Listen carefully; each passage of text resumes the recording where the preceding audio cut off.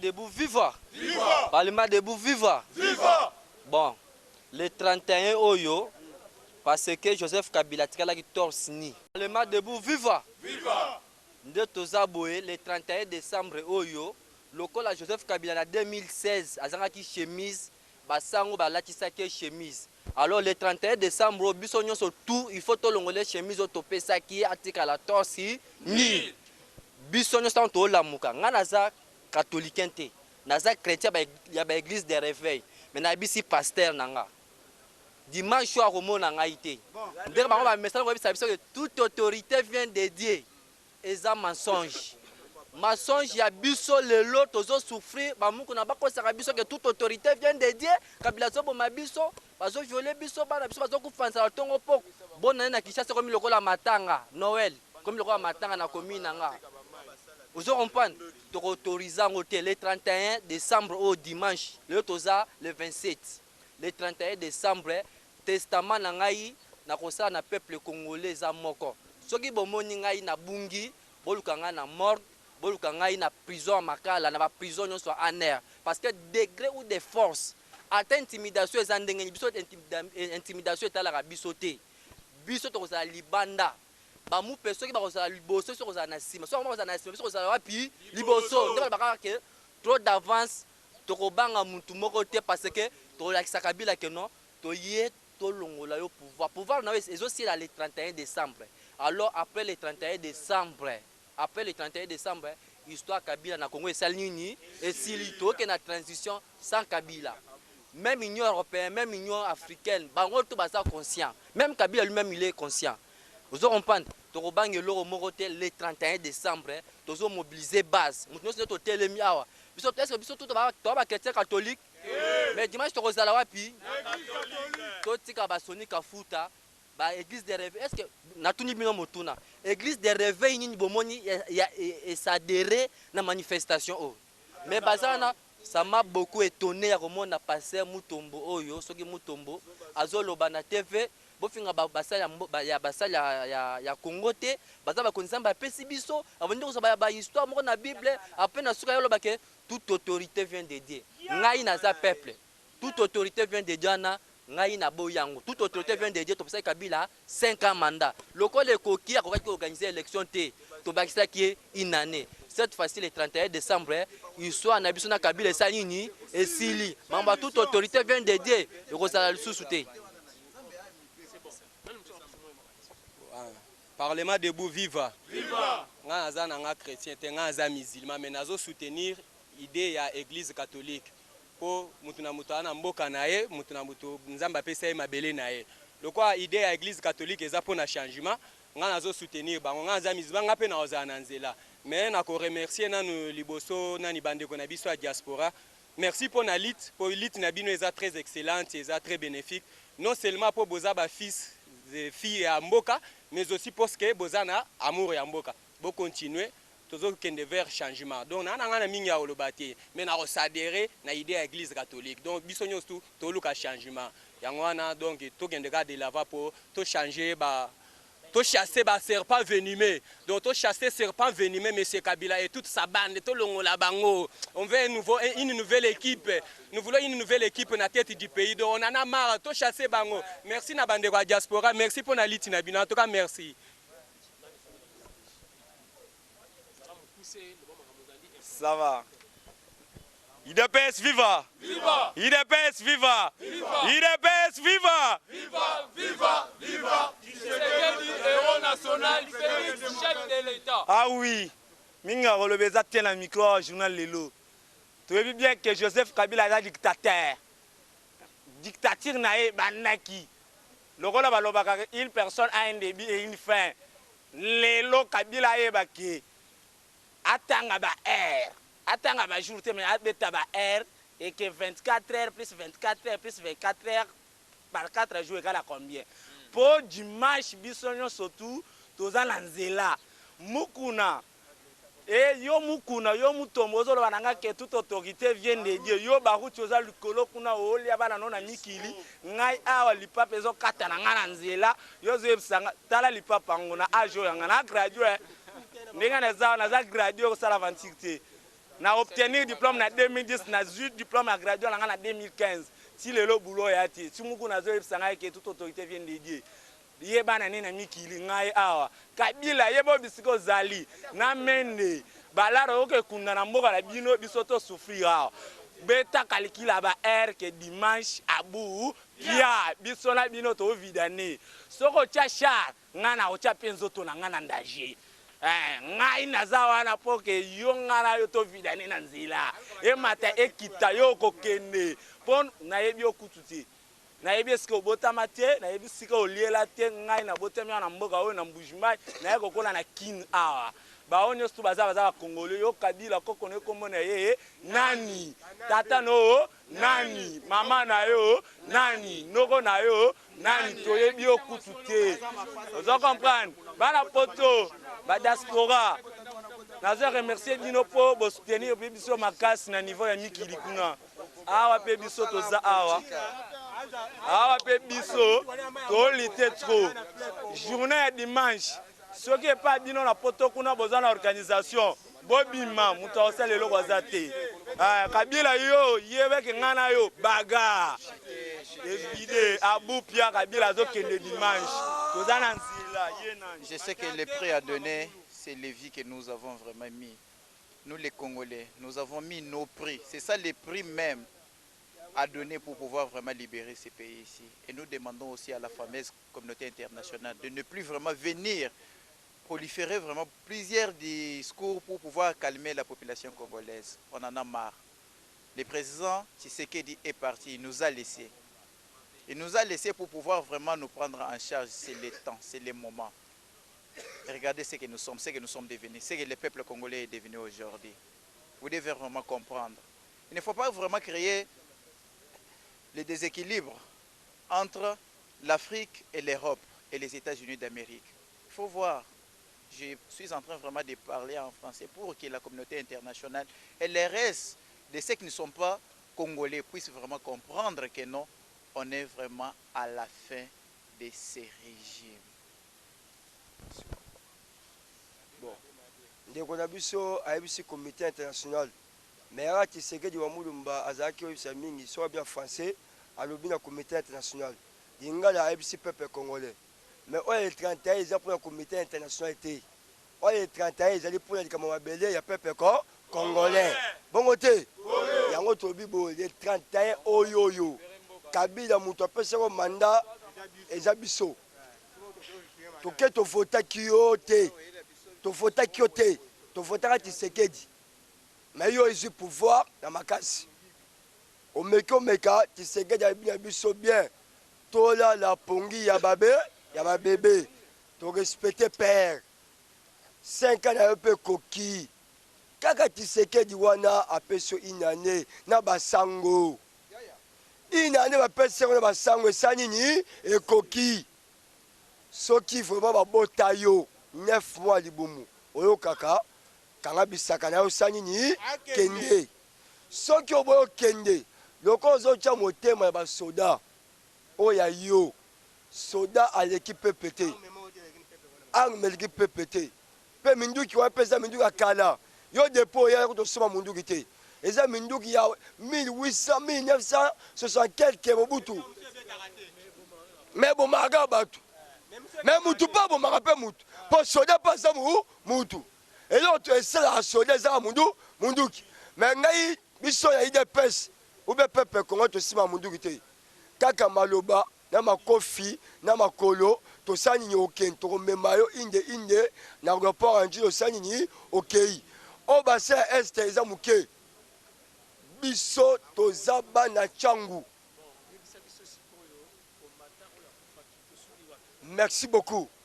Le 19 décembre combattant wana junior mukuna azali membre ya parlement na ngai azali président na ye ya parlement debout. Je m'appelle Kebano.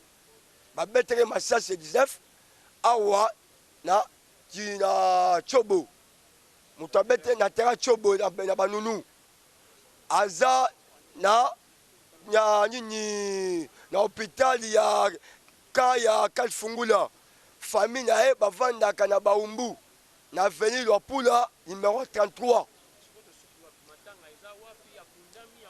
place azali Kansongo lokola komi na ye lokola Kanyama lokola komi kwa Kabila azolinga te ni famille na ye ni partout bakoma kuna te place corps eza ti sikoyo toyebi te po eza rassemblement seli barecherche nyonso ayeba place corps ezali emonani te secrétaire général oyo batika biso Jean-Marc Kabundu ya IDPS mais aza mpona Kongo mobimba atamboli aluka place bamona ata corps bayi kolakisa te c'est-à-dire corps ya babwaki famille na bango mpe baluki corps baluki mwana ti lelo le 27 junior azomona te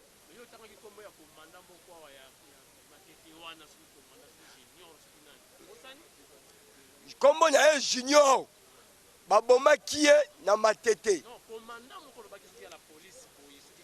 mutu abomaki ye mutu akangaki ye ntango jipe babeti masasi jipe ye komanda moko ya susiati ya Matete aye azwi ye azwi koo amatisi ye na jipe akimi na ye bake na ye lokola biso tozali makolo moye tolanda eza te mais grâce ya journaliste moko oyo azonzema mwa mboka oyo alandaka soki koto pepe akei Eliezer azalaki wana ntango balandeli baboyi kuta Eliezer akoma kuna nzoka nde bete okoki oyo bakima biso tokangisaki peut-être aza awa na Saint Joseph Fachi ake na Saint Joseph babi awa tomoni corps ya mutu te batambo ya moke nyonso ti lelo ndeko na ngai corps wana ezomonana te lelo toza le 27 depuis le 19 famille na bango mpe moye batia mpe matanga mpe eza te mpo toyebisi bango ke botia matanga te peut-être baleve ye oyo bakangi ye nde toketi na prison rien toyebi te Kabila ngo atia autorisation mabele ya aner ekozaza aner mais akufi famille na ye bayebi biaki akufi biso nde bakombata tozokalime mama na bango ya junior mpo papa akufa mais junior yi akufa depuis le 19 décembre eza rapport oyo biso tomoni atika exposé na ya parlement debout oui IDPS Augustin Kabuye na Peter Kazadi basali plainte bakotisaki yango déjà mpe po eza rassemblement alobaki na chaîne internationale mpo baki marche oyo ezali marche pacifique boboma peuple te po le 19 décembre ezalaki marche toyekisa monde ke Kabila manda na ye ekomi na suka ezalaki mpe marche te ke tokenda paele na so tobenga na ye tolinga na échange inde triomphal tolobi après tozoki bandako bango babomi bato oyo tomoni ya miso ezali junior bo oyo tomoni te bazali banani. Merci beaucoup. Ndalingi nabakisa atuka bandeko nanga ba diaspora elima oyo bayeki kotikela biso na kati ya mboka ya Congo atuka elekeli biso tomona ba président toyoka ba président oyo azali nde monstre mais lokola ngongana ya monstre ekoki bandeko na ngai ya ba diaspora boza na poto boza na ba contact ya ba mindele mboko eza na ba richesse ebele bokoya ko investir na kati na mboka atuka biso na bino tozala bloc tobengana monsieur Kabila asali mabe na mboka oyo asali balkanisation nano ya ba province ali akaboli ba province po akabola pe RDC ekoma lokola Soudan du Nord na Soudan du Sud mission na ende yango wana yango atikeli ba politicien na ba mishiki ba mende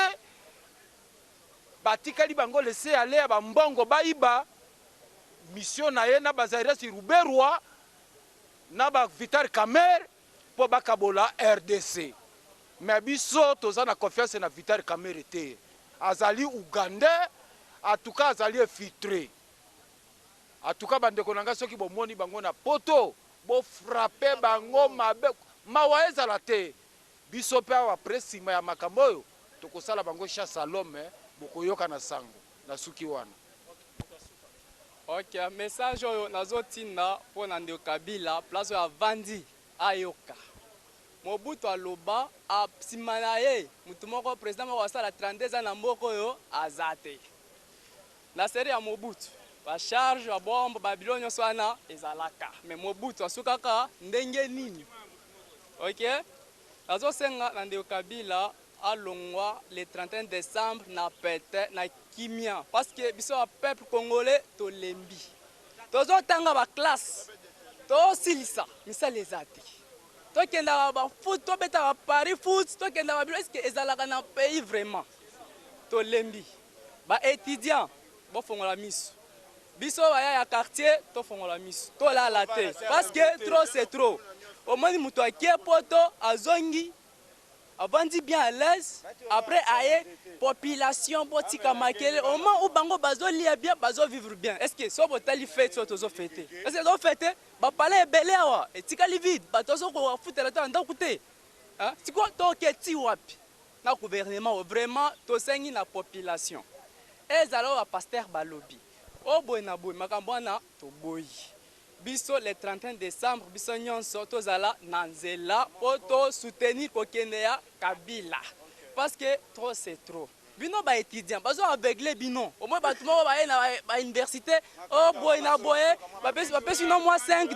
Est-ce que $5 nde aussi ça passe na yo to boy bato yo balingi te que population à vivre so boy moni tout d'abord Noël bamsu balali banzala hein so moi Noël esimbité bonne année même alors nazo encourager la population congolaise de façon que bozala calme fête to fêter te voilà mes athées mais ceux qui gouvernement okei to fêter malam bo banga te bozala suivre parce que la bilan na bango nyonso basali elo mo rezate elo mo basali ezate elo ko to yebeli yango ezaka marche eza ba bloquer ba dire so ba policier soit ozala opération to yebi ndako yo policier batindi yo na nzela yeba ke ndako na yo etikali vite na suki wana bando na biso ya majorité bakende na pete tolingi na biso makambo te tolembi bango et puis badepute oyo basali ya biloko ya bango ya buzo bana basuka et puis baobimata lisusu te bango tu baokende bazolinga bakonse baninga po bakoma lokola bango te eza nini bango bakokende batika ba distraction na bango. Oui, chers journalistes, nalingi na relater eloko moko o nayokaki expression où toute autorité vient de Dieu. Toute autorité vient de Dieu. Ce qui toute autorité vient de Dieu. Oyo ba pasteur oyo baza manipuler na pouvoir. Bazali koloba yango. Ezali na sens certain. Parce que toute autorité vient de Dieu. Elingaki kozala nzambe ye moko azo imposer biso président de la République. Nde toute autorité vient de Dieu. Mais tozana régime constitutionnel. Balobi na constitution, un mandat de 5 ans renouvelable une seule fois. Bon, si autorité yanzambe, il faut imposer sans mandat électif. Terme, il y a toute autorité vient de Dieu. Ezali na sens c'était tant un pasteur azo lobake, toute autorité vient de Dieu, c'est faux et archi faux. Parce que pour oui, toutes ces églises que nous voyons ici, elles au service de la nerf. Je vous informe, le service il y a l'église de réveil, bazali na service il y a un air pour favoriser la misère na biso. Nous sommes dans un pays où on ne respecte pas même la loi. Tout ça, c'est parce que si c'est qu'il y a l'obaki à l'okomoko ya mutuya, alobi mbisi apolaka na mutu. Soki okati mutu ya mbisi akopola lisusu te. Et c'est pour cela, nous voulons vider, nous voulons obtenir le départ de M. Kabila pour que nos institutions ezala ya kimia, ezala na légitimité, na légalité, oya kwa mema biso na ba élection pour na kolongola misère, o tozo souffrir lelo. Bon. Esengo ebele ya komona lelo journaliste na biso a raisonner biso souci na biso fête na biso na Congo na RDC eza tozoke na transition sa Kabila. Exemple liboso na IDPS eloko liboso eza carte. Eza ba stratégie o ezo sala ke Kabila akende. Ya mibale eza ke président rassemblement asalaki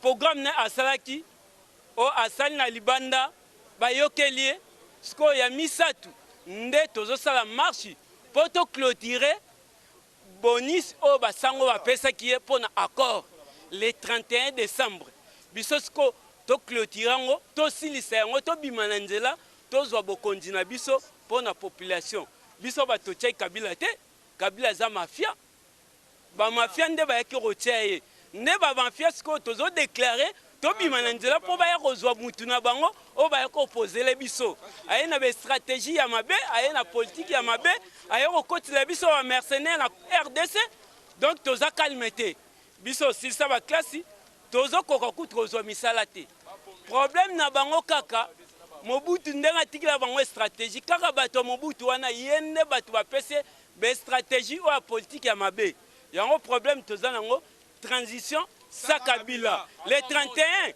biso nyonso na ye tozosilana jeune nyonso tosengi akende na église ya basango catholique na tongo tozala badiaspora mpe place baza kuna bakokota service na église soki basilisi bango mpe bakosala marche ti na baambassadeur nyonso oyo ya monde entier basanti eloko oyo Kabila soki bazomona ngo baodistraire eza distraire te donc tolingi te badémissionne bango nyonso ensemble. Bible elobi ennemi na yo Bible elobi boye ennemi na yo tant que aza vivant eza malédiction mpo na yo omoni Kabila ata babakisi les deux mandats akotikala kobongisa vie ya bakongolais te parce que c'était rwandais ozolanda parce que problème d'abord ye ayaki ekosala continuité ya AFDEL donc c'est-à-dire quoi ayaki donc ekosala continuité ya kokata RDC yango bouti ekoyoka ke ndako batumbi ya masasi wana place ya tchaka ba armement et puis bakufina 600 M23 eza ba américain mutu basali eloko ndeko na pona parce que eza base na ye oyo abomba ba manduki na mboka wana do place agenda ekozwa ravitaillement ba M23 eza nde place wana peuple congolais boyo kango bakamati d'abord ba carte électeur oyo kuna basalango différemment par rapport oyo ya biso yango ebomona ba na système ya ba tuti power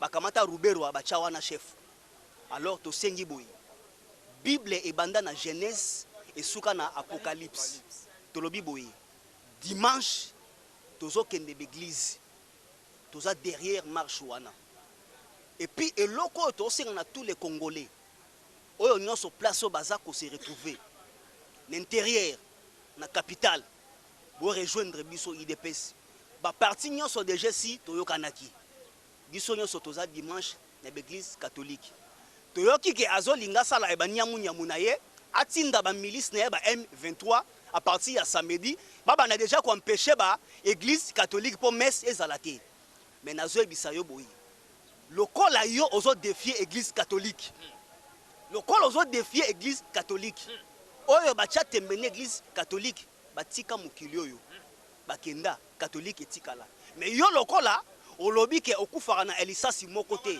okufaka na masasi ebele likambute yo lokola osaka na ba congolais d'ailleurs tout le monde a que marche pacifique nyonso so yesalami awa yo déjà osala na frontière otalango na musika c'est que osa déjà péré donc obata makasima ya manduki mais to ebisio boye kanambe tout comme le soleil se lève avec l'éclair chaque matin mabelo yo okola pango toyebi ke toza na guerre entre Tutsi na Bantu toyebi ke bino ba Tutsi bosa la vengeance pona makamya biarimana toyeba ngo yango lelo biso e ba Bantu to futa ba po cassé mais toyebisi bino Kalaté et ça c'est la réveil du géant Rwanda toyebi ke James Kabarebe otaki ekozala awa boti ekosola ena ba on hôtel et du fleuve toyebi nyonso wana boye pona bo renforcer ba tout et bazali mais et pourtant Kagame ba oti ko biso et pas Macron na Bidjan que non bengana tous les M23 au bana kati ya RDC donc Macron abaki faut babima avant le 31 décembre mais tout le monde a réaction moroté tout moroté azobima au contraire oti rekota 6000 M23 ba lekina ba iner ba kotia mais ikambuté ba tout oyo ba kotia ba M23 na ba Hutu Burundi bokoluka nzela bokobimela parce que Congo eza demi-continent. Tokotumba bino. Congo eza demi-continent tokotumba bino. Donc ndenge boyaki likambo te. Mais toyebi ke le 31 wana lisasi nyonso oyo kobanda kobeta eyebake no lisasi wana so ebandika ekobeta masasi ekotika kobeta na mboko ti Kabila toyoka akufi to akei. Alors tozosenga na bino boye. Papa eloko nyonso eza na ebandeli esuka tokenda bango na bamarche pacifique na bamarche pacifique balingi yango te sikoyo tokenda bango na façon bango baza ekolukela wana transition sans Kabila bayebi yango transition sans Kabila bayebi yango bien tozosenga na tous les Congolais toza mobiliser tokobima lokola déjà bo créer des ordres en Kasai bo créer des ordres partout pour exterminer les Congolais. Mais cette fois-ci, bobomi et bobomi, mais aussi la karaté. Et l'or yon c'est bandeli, tisouka nango. Ba plan yon so mabe, mais gara Congolais yon so à trahir RDC, pembe na Rwandais. Boye bango, bokokufa. Robert Mugabe kuna, bozwa exemple. Akei ba ministre yon so bakei. Pire vient na yo Zuma pe, ba Sandié, asa Longwe. Siko to ebite so parapluie no rozwa, wapi. To ebite Sassou. Mais cette fois-ci, tout ça déterminé pour mobiliser. Départ nayo dans l'immédiat de transition sans Kabila.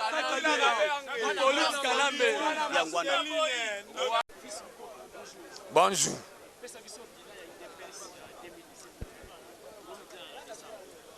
Ouais, 2017, tout ça qui d'accord à Senko, selon Ndenge Basango Bago Bonde la Tshisekedi 23h.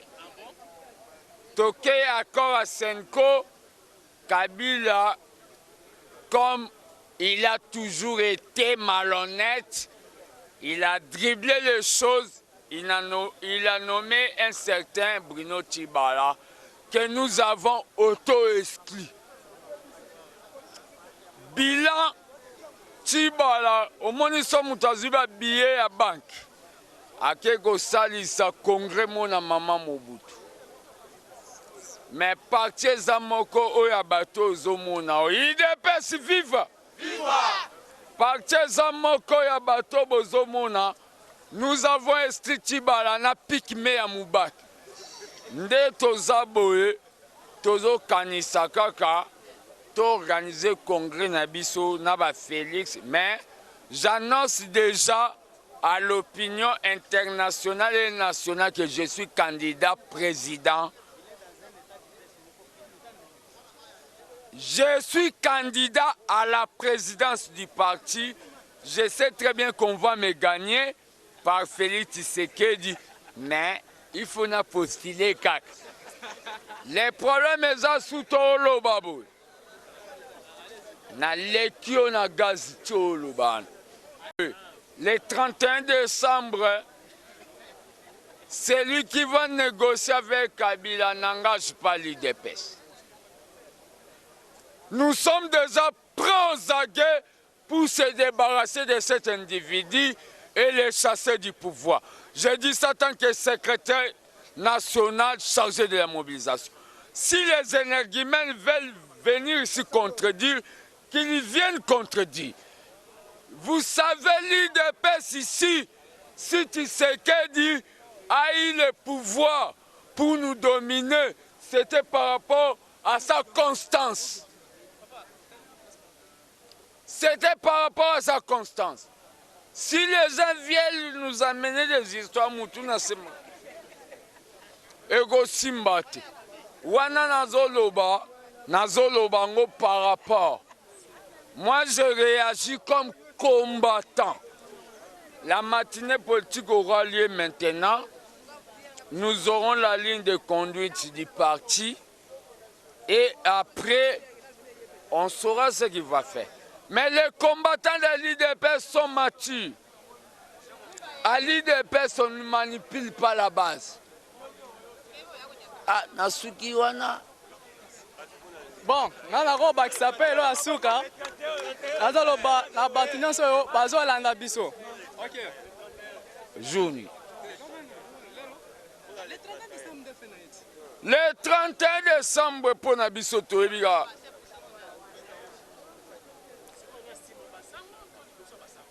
Oh. Faire de lance et opposition dans l'IDPS. Basangwa ba obima ba mama catholique balemba. Sans IDPS biso de tobi. Toyo kani boye eza batu bolanda ba F bazai banati. Voilà décembre ekokokate. Menga lebite kobanga te tosalaka na Mobutu. Abosani ke Félix aza memba te. Félix azali kocheto. Papa, betela maboko, beta maboko. Batuni Félix soki Kabila qualité 2018 alobi bien na Sylvie Bongoke Sylvie oyebi esika nga navandaka na limete janvier 2018 soki Kabila qualité yekotunanga beta maboko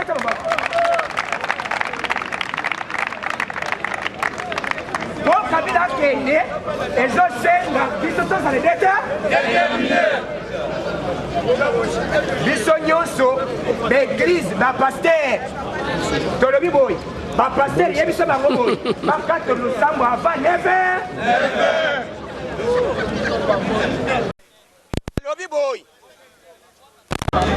eske tokosolola na lobi boye Willy Mishika lobi boye bafonda évêque on a jeudi 5 puisque chaque jeudi il faut il y a un sifflet bien et là tout ça là jeudi est spirituel on a démoralisé l'esprit non ça Kabila et sur le nama beta maboko ko beta ba sifflet ko beta ba manzanza besprit milimu mabe iso ki mane nana sa milimu mabe na mbokoi yango tozoyebisa Willy Mishik boy lokola azobandela na beveke me papa alobi soki eveke akoti boloko bango eveke abazalaka na institution na bango bakangaka ye te soki akoti boloko Kabila kozala arrêté alime nani atindi Willy Mishik aloba biloko wana eza nani Willy Mishik alobi que il faut bafunda po mutu na ye azobela tension akomi kobela yango azosala ke bakanga évêque asali tapage nocturne mayina fingela ye mpe me tala kaka me ntango babare ebetaka pourquoi bafundaka bato ya bare te tolobi boy dimanche bozana beveke na bino biso nyonso bafidele kato église ezali prière eza moko ezali na 6h à 9h place nyonso ozali yebisa pasteur soko moni 8h pasteur asimi bino kuna botomboka pasteur akotisa église avant 9h masolo evi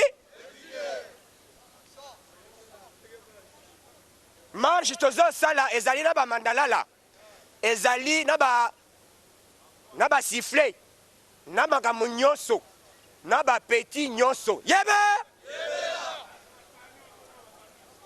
somba kano ya 3 coups oyo ya 51 soko beti kano wana papa meme ngai moko nazosutuka wana eza lokola album na lobi boy dimanche ezali ocheto Kabila trop c'est trop na uti kolanda moi-même na chaîne ya Brazzaville lobi na pokwa na moni bazoko na bande filante Kagame exige les sortissants de Rwanda de vider la RDC avant le 31 décembre. Beta maboko.